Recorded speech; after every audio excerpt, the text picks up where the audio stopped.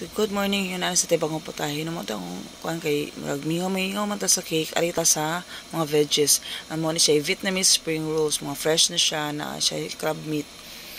So, all you need to gather is kaning rice paper. Kaning rice paper, kung imo siyang bason, muhunit siya. So, only 1 second lang siya. Kay taod-taod na, muhunit ang siya maayo. So, paspas gina imong lihok. Kay mga gisi-gisi na nadi ako maglangay-langay ka. So, ang iyang mga ingredients ani kaning ilang mga fresh veggies and crab meat kaning I use petchay, di siya lettuce kay ang lettuce akong gamiton kay di ko ginahan baliko siya. Di siya mahanay.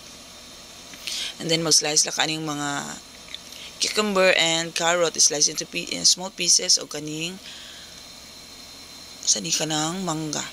So kaning imitation crab, ako rin siya i-steam.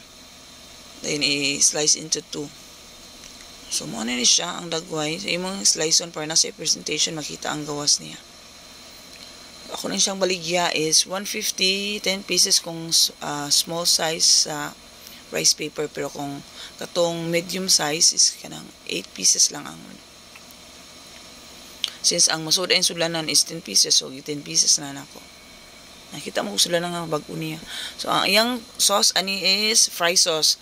Usually, ang sauce gina is katong peanut sauce niya. Hindi mo ginahan. I don't like peanut kayo. So, akong gihimo mas prefer ko aning fry sauce. Only mayo and ketchup. So, this is it.